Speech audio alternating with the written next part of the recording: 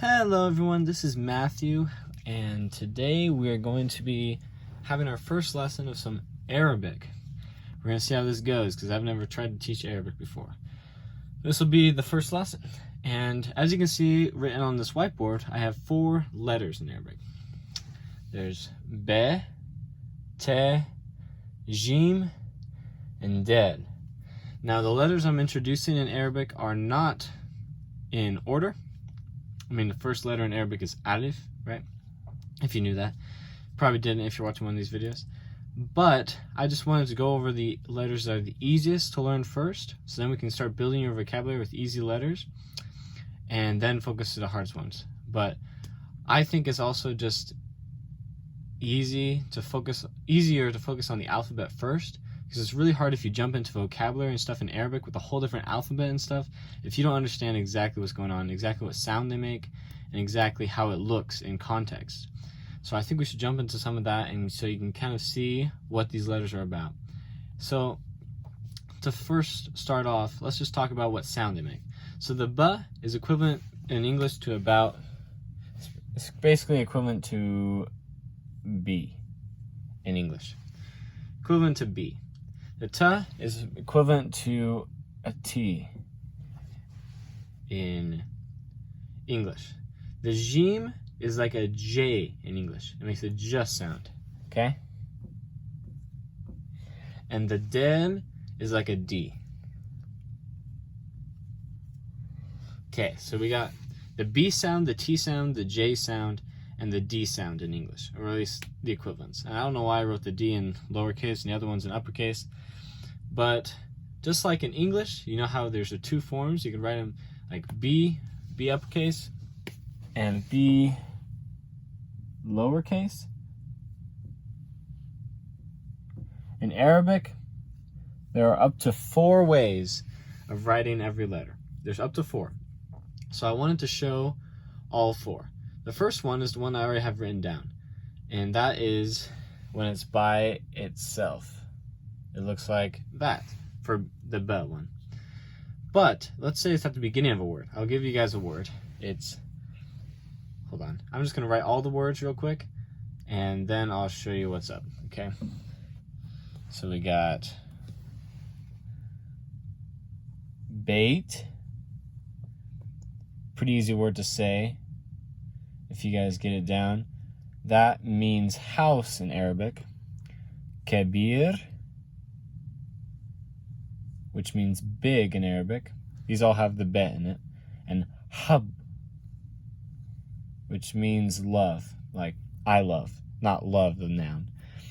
For T, I'm gonna have tarikh. That's a little harder to say. Tarikh, but has a T sound. Matar. Tarikh means history, by the way. Matar means meter. And bint, which means girl or daughter. For Jim, I'm putting Jemel. I don't know if you can guess by what it sounds like, but that's the word for camel. Camel, Jemel. Masjid, which is mosque. Important word if you learn Arabic. And garage, which means garage. For D, I'm putting dub, which means bear. And hadid, which means iron. Okay, so we got some examples here. So you can kind of see that in all these examples, the letters definitely change. I don't know if you can even tell in some of them which one is the original letter, which is up top. Which one's the B, which one's the T, which one's the Jim, and which one's the Del. Some of them are obvious. The Del is pretty obvious because the Del is the only type of letter out of these 4 that only has 2 forms of it. So the 2 forms are like this. Oh, hold on. I'll use a different color. Like this, where it's connected like that. Kind of. You can kind of see there's the line connecting it. It's like cursive. Everything's connected in Arabic. Or it just looks like the original. and there's a space. So afterward, you can see this is what it looks like in the middle. It just looks the same as at the end, because there's always going to be a space after it, because the del only has two forms. The original, which is the same as when it's on the front, and the end, which is the same as if it's in the middle. So you can kind of see what it looks like in different contexts. Okay, the other ones have a different form for each one. Well, the jim only has 3 forms, but these two, the t and the b, have 4 forms, okay? So the first form, obviously, is when it's by itself, it looks like those two. Sorry, these two right here. But when it's at the beginning, it changes from looking like the full thing to just starting with it. Those are kind of the 2 ways it looks. They're very similar, because the t just has 2 dots on top, the b just has a dot underneath, and it stays the same in every form. But you can kind of see it with the bait, house, and tarikh, history. They look about the same. They start off about the same, but the b has the dot underneath, the t has the 2 dots on top. Okay? You can see in the middle, it becomes like this.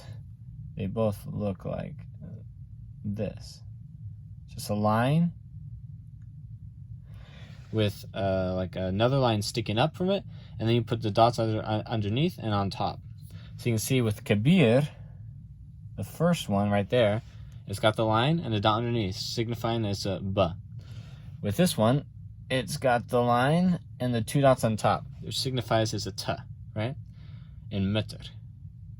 And then we got what it looks like at the end. Now at the end, it looks very similar to how it looks at the beginning, because it just looks the same, except for it has this line connecting it to the rest of the word. But you can definitely recognize that, oh, that definitely looks like the original up here. So that's basically the b and the t, and how it looks in context, and what sound it makes is pretty obvious. A b sound and a t sound. Something extra about the b, in Arabic there's no p sound. Okay, there's no p.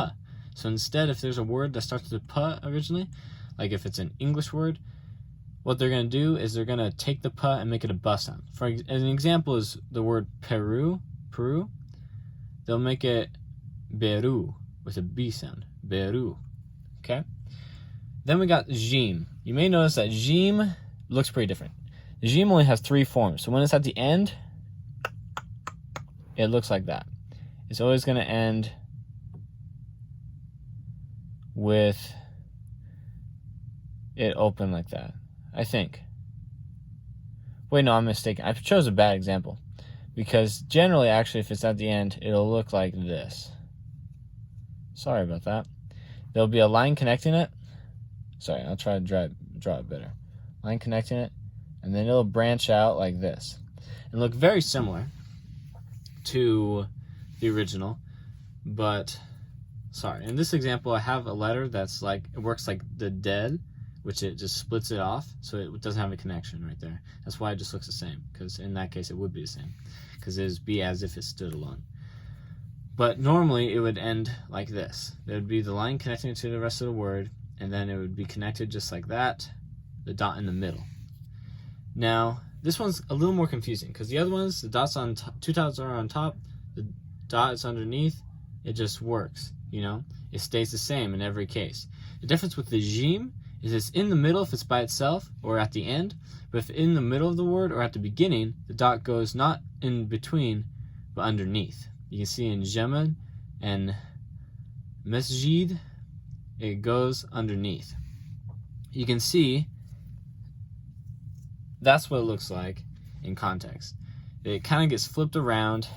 I don't know how exactly it works, but this thing turns into this thing, okay? Or it turns into this thing. So this one changes quite a bit. But after a while, you'll just look at that and you'll be like, oh yeah, that's a jim, for sure. Easy money. So I just wanted to show you what they all look like in context, because there's up to 4 forms of every word. In English, there's 2. In Arabic, there's up to 4. Okay? And So yeah, there's b, ta, jim, and ded. Next time I'll be going over, let's see, what am I going to go over next time? Go over ra, z, sin, shin, and fa. And yeah, so that was the first lesson. I hope you enjoyed this. Just a little preface for the later lessons. I'm mainly going to do my teaching style by reading bits of the Book of Mormon in Arabic and translating it. I feel like that's a great way to really start understanding Arabic, by reading a book and translating it. And I can translate it like verse at a time, so you don't have to like look up every word and stuff, which can be very helpful. So I'd keep an eye out for the Book of Mormon videos. I'm not saying you have to read the Book of Mormon or anything, but it's just a great way, reading a book in Arabic, to do it. So if you're really serious about wanting to learn Arabic, I don't know if you guys are, maybe you're just checking out the videos, whatever, but if you are serious, I'd suggest buying a book in Arabic and trying to translate it.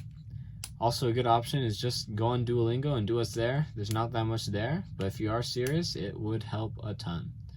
So yeah, I hope you guys have a great day. I hope you guys like this video. If you do, please like and subscribe, and leave a comment below if there's anything you didn't understand or you want clarified, or if you want something else to be taught next time. And I'll see you guys later.